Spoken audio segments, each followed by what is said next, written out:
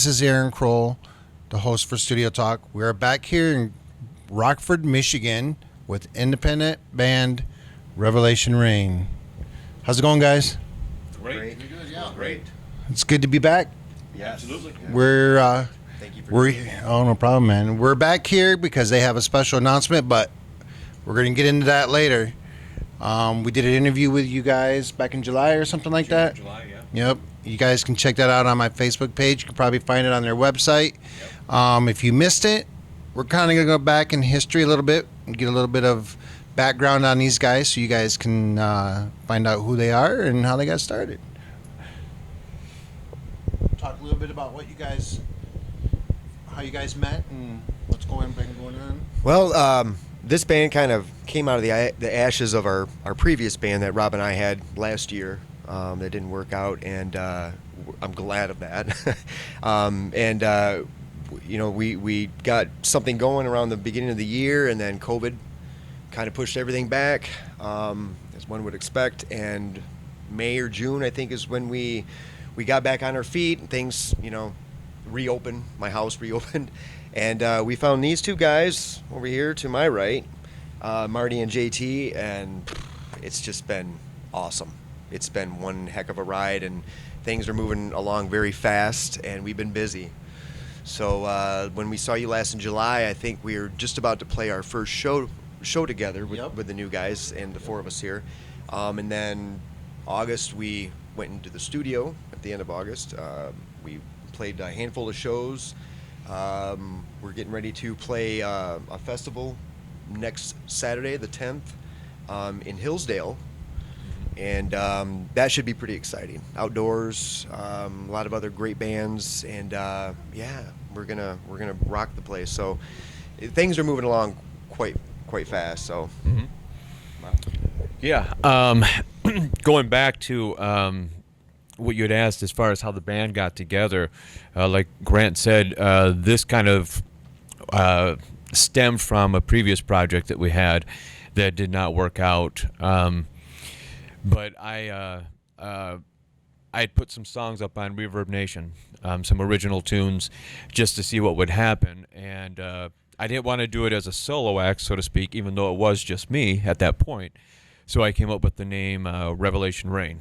And so that was what was out there. And I had no intention of getting back into a band unless, and my wife had even said too, that the only way she'd want for me to get back into a band is if it was with Grant. And I kid you not, it's act of providence, because within a week, Grant called me out of the blue just to see how things were going and asked about a different project that I had been in. And I let him know that that band had broken up, and I was doing this solo thing, so to speak, on Reverb Nation. And it kind of just evolved from there. We got together back in February of this year. February or March, actually. It was March, because we did one rehearsal, just the two of us, and we were scheduled to have our second rehearsal the following weekend, and that's when the state of emergency was declared. And so everything was, like Grant said, put on hold for about 4 or 5 months. But once we did reconvene in May or June, whatever it was, we decided to keep the same name just because it had kind of built some momentum. And with just the two of us, we had shows booked. and we thought, a little bit of putting the cart before the horse, but we were confident that we would find the right guys. And sure enough, Marty and JT came into the picture. Oh, yeah, be careful of the pillow.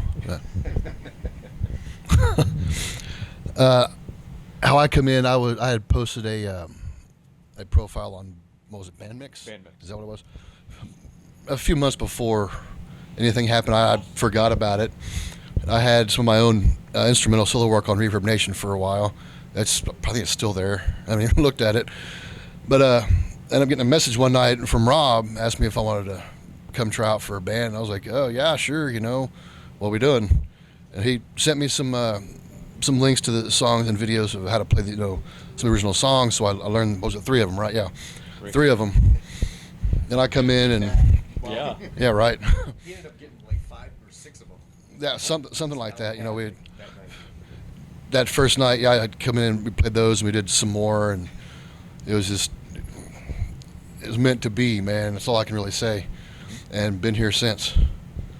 Marty. Yeah. So I also had a profile on Band Mix, and it was up there for 4 years. Longer than mine. Yeah, big demand, and all of a sudden Rob called me or left me a text to see if I was still interested in being in a band, and I said, yeah, sure.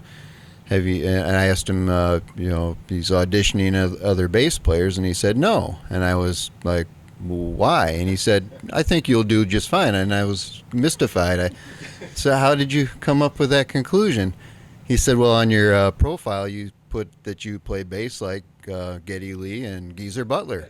So that's all we need. And I was like, well, sometimes you put stuff out there, but you don't. Now you had to learn how to play bass like that. Yeah, so, yeah. It was the beard. Yeah. But, that's the kind of band I would want to play in, so that's kind of why I put that on there. We got together, did the audition, and they liked it, and they liked me, I liked them, and we had a gig like a week or two after that. It was crazy. And now I think we're going into playing our 4th gig now since we've been together, and we've only been together, I think, 3.5 months. Yeah. So I've been in bands where we didn't play that many times in a year. So this is really quite a nice change. So, Aaron?